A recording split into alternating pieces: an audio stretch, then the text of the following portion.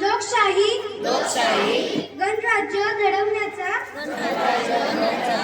व त्याचा सर्व नागरिकास सामाजिक आर्थिक व राजनैतिक न्याय विचार अभिव्यक्ती विश्वास श्रद्धा व उपासना याचे स्वातंत्र्य दर्जाची व साधीची समानता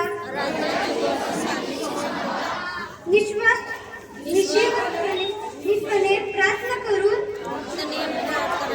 देण्याच्या आणि सर्वांमध्ये व्यक्तीची प्रतिष्ठा व राष्ट्राची एकता आणि एकमता याचे आश्विश्वास देणारी बंधुता प्रदीप करण्याचा संकल्पपूर्वक निर्धार करून आमच्या संविधान सभेत आज दिनांक 26 नोव्हेंबर 1949 रोजी याद्वारे हे संविधान अंगीकृत आणि अधिनियमित करून स्वतः प्रश्न पूर्ण करत आहोत. जय भीम जय संविधान. डॉक्टर बाबासाहेब आंबेडकरांचा. तुझा अभ्यास झाला की नाही? नाही आई, अजून थोडासा राहिला आहे, तो पूर्ण करतो मग येतो की आई. अभि, अरे काय म्हणते शाळा? अभ्यास कसा रोज पूर्ण हवा. बाईंकडून तो रोज समजून घेत जा. आजोबा, आज शाळेत खूप मजा आली. बाईंनी थोर नेत्यांची माहिती सांगितली आम्हाला. अरे वा, छानच की. पण आजोबा, मला एक शंका आहे, विचारू? विचार ना मग. आजोबा, बाईंनी जेव्हा डॉक्टर बाबासाहेब आंबेडकरांची माहिती दिली त्यावेळी त्यांनी एक शब्द वापरला, तो म्हणजे अस्पृश्य.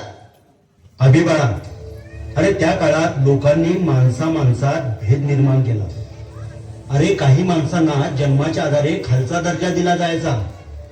त्यांच्याशी बोललं जायचं नाही, त्यांच्याशी व्यवहार केला जायचा नाही. अरे त्यांना स्पर्श देखील केला जायचा नाही. पण आजोबा, माणूस म्हणजे माणूसच ना. नमस्कार मंडळी. काय अभि? अरे अभ्यास कसा चालू आहे तुझा? चालू आहे काका. वा छान. काका, तुम्हाला एक गोष्ट समजली का? कोणती हो? अहो काका, आमच्या घरा शेजारी एक बिराड राहायला आलाय. हा, मग त्यात काय एवढं गोपाळराव?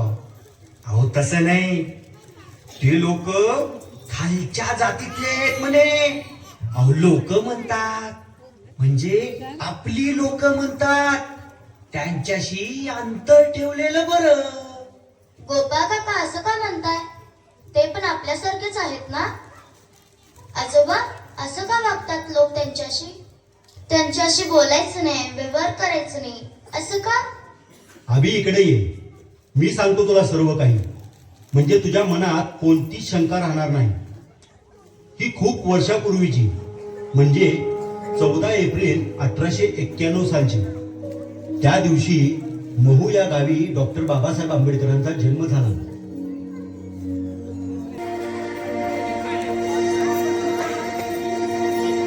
भीमाईच्या वासराचा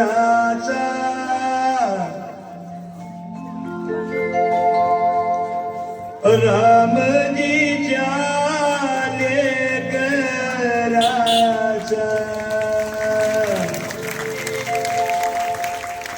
पायगुण असा भारी जागा केला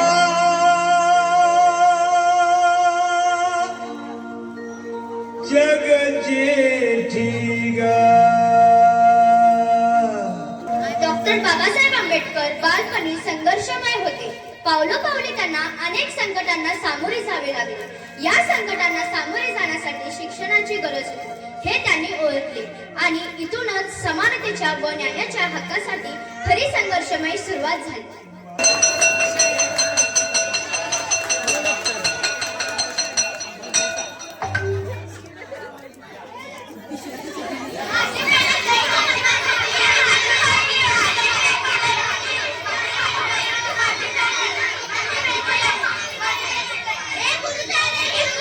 अरे अरे अरे मुलांनो, शांत बसा, शांत बसा.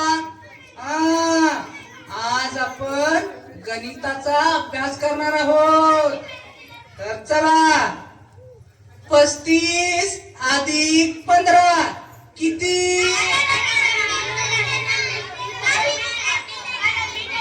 गुरुजी गुरुजी ह्याचं उत्तर मी देणार. नाही गुरुजी, काल त्याने उत्तर सांगितले, आज माझा नंबर आहे. गुरुजी याचं उत्तर मी सांगू का? मी याचं उत्तर पुढे येऊन फळ्यावर लिहू का? अरे देवा, हा महाराजचा पोरगा पुढे येऊन फळावर लिहिणार म्हणे. होय रे, ह्याने जर आपल्या फळाला हात लावला तर आपला फळा अपवित्र होईल. आपल्याला वेगळी शाळा उघडावी लागेल.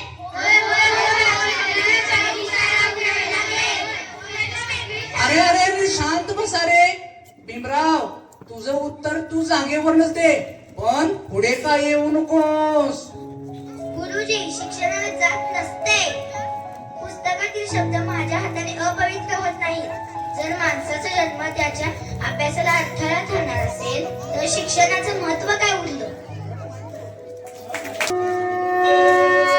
श्रीराम जय राम जय जय राम. श्रीराम जय राम जय जय राम. श्रीराम जय राम जय जय राम. श्रीराम जय राम जय जय राम. श्रीराम जय राम जय जय राम. श्रीराम जय राम जय जय राम. श्रीराम जय राम जय जय राम. श्रीराम जय राम जय जय राम. भीमराव, तू मंदिरात येणार आहेस का? नाही नाही, तू जाऊन ये, मी थांबतोय तेच. अरे अरे अरे चल बाहेर हो. अरे शूद्रा, मंदिराच्या बाहेर हो. अरे तुझ्या येण्याने मंदिर अपवित्र होईल. अरे तू कोणत्या जातीत जन्माला आला आहेस हे विसरलास की काय? अहो काका, इथं जातीचा काय संबंध? मला पण दर्शन घ्यायचंय. दर्शन घेणार म्हणे शूद्र. चल बाहेर हो, निघ उठून. तू आत प्रवेश करू शकत नाहीस. तू अस्पृश्य आहेस, खालच्या जातीचा आहेस. तू जर मंदिरात प्रवेश केलास तर मंदिर अपवित्र होईल. मंदिर होईल. बाहेर काढा, बाहेर काढा.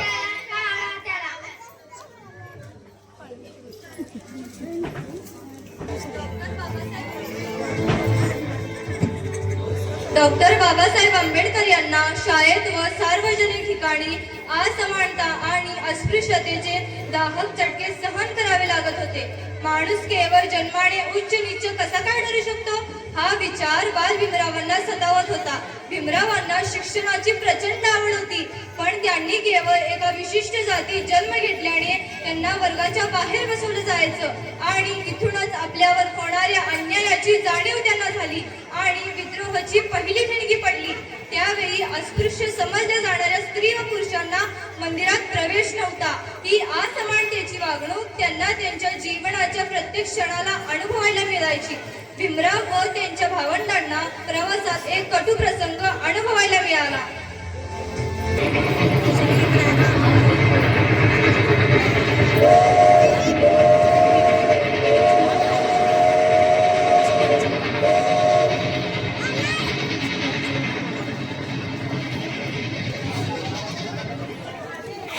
दादा, रात्र व्हायला आली. आपण कधी पोचणार कोरेगावला? तू इथेच थांब, मी आलो बैलगाडी बघून. काका, कोरेगावला जायचंय. दुप्पट भाडं लागणार. किती पण भाडं घ्या, खरं आम्हाला इथं घेऊन चला.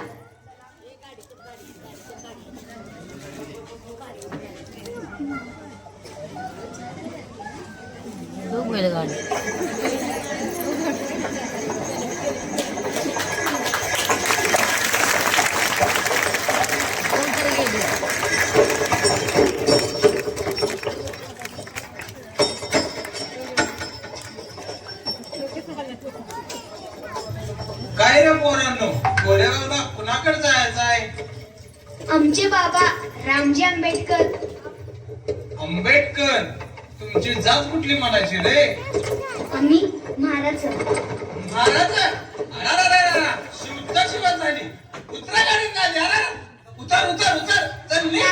थांबा की रात्र झाला, किती उशीर झालाय. थांबा की काका, थांबा. काका थांबा की. थांबा हो थांबा गाडीवाल दादा आहे एकटा मी भीमा माझे नाव राहिले दुर्वरी माझ गाव.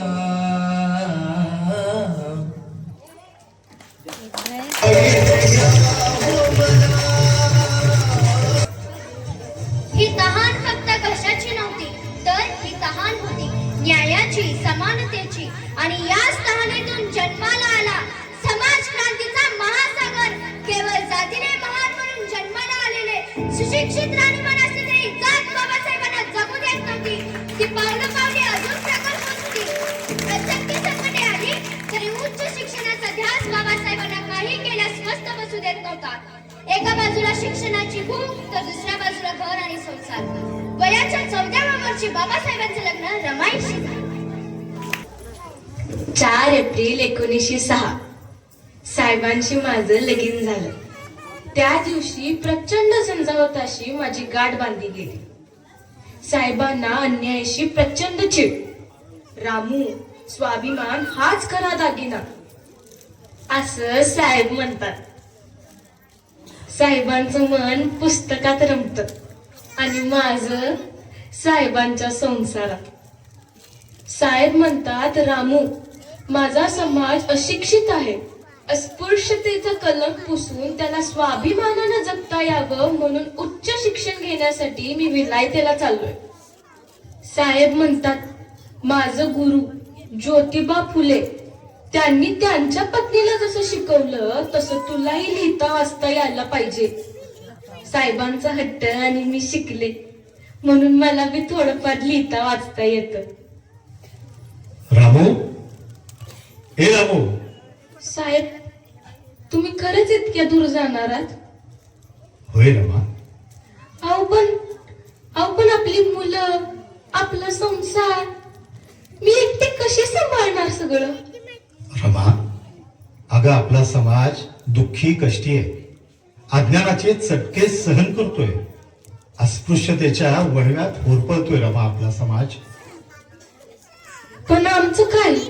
रामू, मानवतेच्या कल्याणासाठी करुणाबाई गौतम दुःखाचं मूळ शोधायला जाताना त्यांची पत्नी यशोधरा म्हणते, तुम्ही तुमचं कर्तव्य करा, मी संसार सांभाळते. रामू, मी येतो.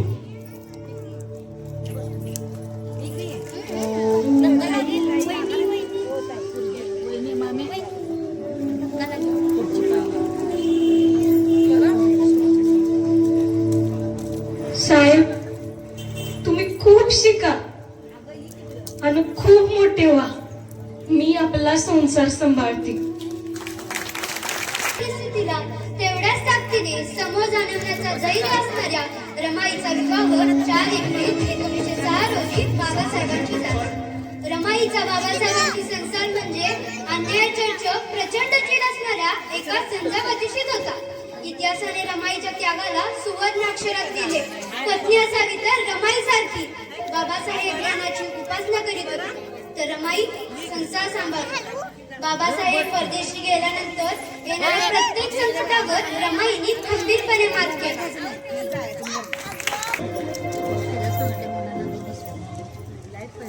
मला काहीच कळत नाही असं नाही रमा. मला कळतंय की या दुःखाच्या वळव्यातून तू स्वतः करपून जात आहेस. पाने गळून जावी आणि जीव सुकून जावा अशी तू होत आहेस. मी तरी काय करू?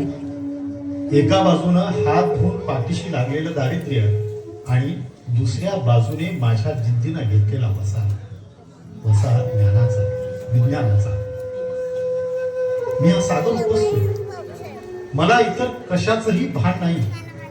पण ही शक्ती मिळवण्यात तुझाही वाटा आहे रमा. तू इथे माझा संसार शिवत बसलीस, आसमानचं पाणी घालून माझं मनोबल वाढवित आहेस. म्हणूनच मी बेभान मनानं ज्ञानाच्या तळघराचा वेध घेतोय, उजेडाच्या वाटा शोधतोय रमा. रमा, तू हे वाचत आहेस आणि तुझ्या डोळ्यात आसू आले आहे, कंठ दाटलाय, तुझं काळीज थरथरायला लागले, ओठ कापू लागले. मनात उभे राहिलेले शब्द ओठांपर्यंत चालतही येऊ शकत नाही. की तू व्याकुळ झालीस रमा. तू माझ्या आयुष्यात आली नसतीस तर काय झालं असतं? केवळ संसार सुखाला ध्येय समजणारी स्त्री मला सोडून कधीच गेली असती. उपाशी कधी अर्धपोटी राहणं, गौऱ्या वेचायला जाणं, शेण वेचून त्याच्या गौऱ्या थापणं किंवा गौऱ्या थापायला कामाला जाणं, हे कोणाला आवडेल?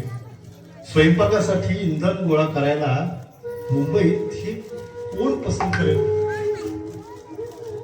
कपड्यांना ठिगळ लावणं, फाटलेले पुन्हा शिवत राहणं, एवढ्याशा छोट्या काडीपेटीमध्ये महिना निघालाच पाहिजे.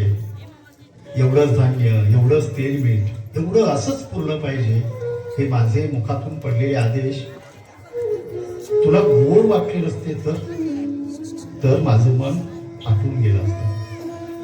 माझ्या जिद्दीला तडे दिले असते, मला भरती येत गेली असती आणि तिला त्यावेळी ओहोटी लागली असती रमा. माझ्या स्वप्नांचा खेळच पार विसरून गेला असता. रमा, जीवनातला सर्व सूर बेसूर झाला असता, सगळीच मोडतोड झाली असती. मी कदाचित कुरटी वनस्पती झालो असतो. जप स्वतःला जशी जगतेस मला. सर्वांना कुशल सांग.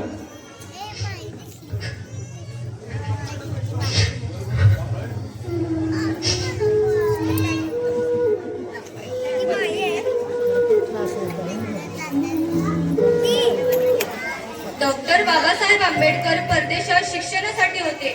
तेव्हा त्यांच्याकडे संपत्ती नव्हती, सोबत फक्त ज्ञानाची भूक आणि आत्मसन्मानाची जिद्द होती. डॉक्टर बाबासाहेबांनी अनेक विषयांवर सखोल अभ्यास करून कास्ट इन इंडिया हा शोध निबंध 1916 साली लिहिला. जाती व्यवस्था ही धार्मिक नसून सामाजिक रचना आहे. डॉक्टर बाबासाहेबांनी अर्थशास्त्र विषयी लिहिले, आजही आपल्याला दिशा देतात.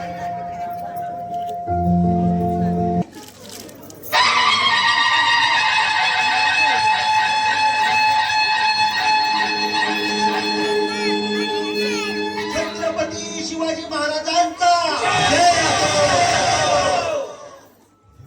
ज्योतिबा फुल्यांचा, छत्रपती शाहू महाराजांचा. राजाश्रय तेव्हाच अर्थपूर्ण ठरतो जेव्हा तो अन्यायाच्या विरुद्ध विचारांना जाऊन मिळतो.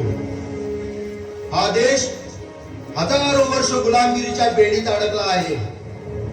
ज्यांना माणूस म्हणून जन्म मिळाला त्यांना माणूस म्हणून जगू दिलं जात नाही.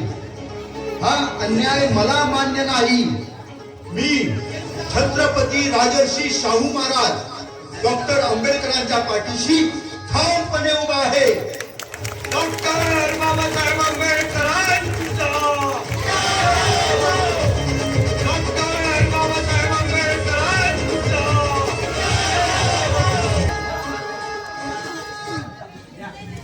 आज 31 जानेवारी 1920 मी मुंबई येथून दलित शोषितांच्या प्रश्नांना वाचा फोडण्यासाठी मूकनायक हे वृत्तपत्र सुरू करत आहे. समाज सुधारणा ही दयेने नाही तर न्यायानेच होते. डॉक्टर बाबासाहेब आंबेडकरांचा.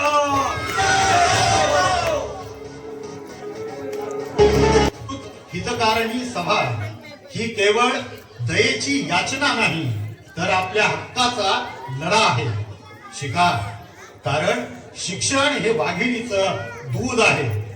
तो जो कोणी प्राशन करेल तो गुरगुरल्याशिवाय राहणार नाही. डॉक्टर बाबासाहेब आंबेडकरांचा. किती दिवस आपण गुलामीत राहणार? माणसाला गुलामीची जाणीव झाली की तो बंड करून उठतो आणि ज्ञानाशिवाय माणूस गुलामच राहतो. शिका, कारण शिक्षण हे शस्त्र आहे. संघर्ष करा, कारण हक्क हे भीक मागून मिळत नाही, तर ते संघर्षानेच मिळवावे लागते. शिका, संघटित व्हा, संघर्ष करा. डॉक्टर बाबासाहेब आंबेडकर यांनी भारतात परतल्यानंतर सामाजिक, शैक्षणिक, राजकीय अशी वर्तमानपत्र क्रांतीचा पाया. डॉक्टर बाबासाहेब आंबेडकर यांनी भारतात परतल्यानंतर सामाजिक, शैक्षणिक, राजकीय क्रांतीची पायाभरणी केली. भारताला समतेचा मार्ग देण्यासाठी, अन्यायाला वाचा फोडण्यासाठी मूकनायक जनता, प्रबुद्ध भारत अशी वर्तमानपत्र सुरू केली. 1920 सालांच्या माणगाव परिषदेमुळे डॉक्टर बाबासाहेब आंबेडकर दलितांचे नाही तर सामाजिक समतेचे राष्ट्रीय नेते म्हणून पुढे आले. हा बाबासाहेबांच्या अन्यायाविरुद्ध संघर्षाला मिळालेला राजश्रय होता. ही परिषद पुढे महाडचा 14 सत्याग्रह, काळाराम मंदिर प्रवेश इत्यादी मानवी हक्काच्या चळवळीशी ठरवली. पण बाबासाहेबांच्या विचारांच्या, कार्याचा, संघर्षाचा गौरव करीत आहोत. तो संघर्ष अखंड भारताच्या गुलामगिरीचा मुक्तीचा संघर्ष होता. 1920 साली सुरू झालेला बाबासाहेबांचा लढा हा केवळ आंदोलनासाठी नव्हता, तर समानतेचा, मानवतेचा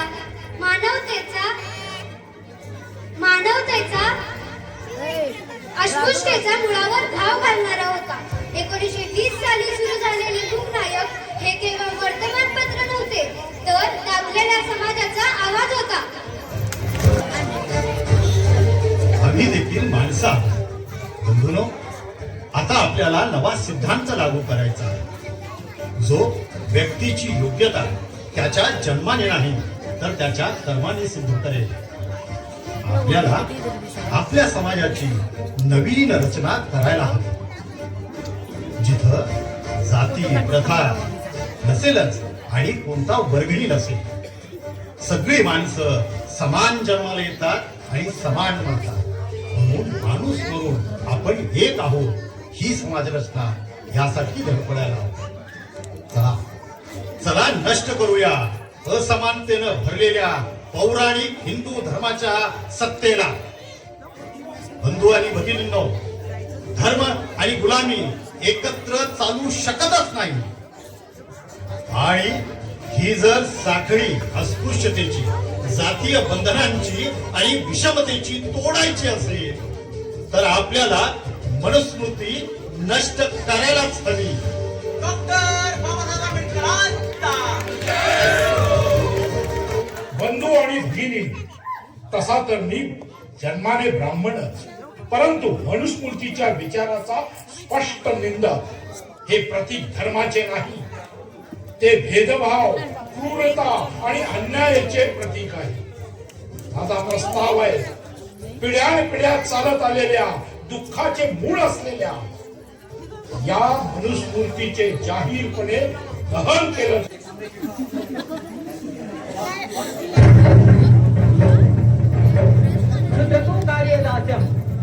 भक्तिमेव वा दासाय वै सृष्टोऽसौ ब्राह्मण्यात् स्वयंभुव वैश्य शूद्र प्रयत्नेन त्वानि कर्माणि कारयेत् तौ चितो स्वकर्मभ्य शोभयेतामिदं जगत् न स्वामिना हि सृष्टोऽपि शूद्रादास्याद्विमुच्यते निसर्गजं हिततस्य कस्तस्मात् तपोवत्.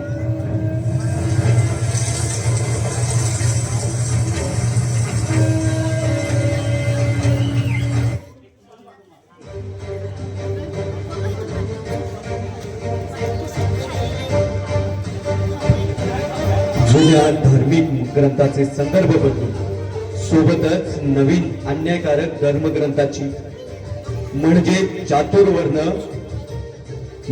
चातुर्वर्णाची व्यवस्थेची मनुस्मृती सारख्या अन्यायकारक ग्रंथाची निर्मिती करून वर्ण व्यवस्था ही माणसात भेद निर्माण करणारी अन्यायकारक व्यवस्थाच म्हणून निर्माण केली होती.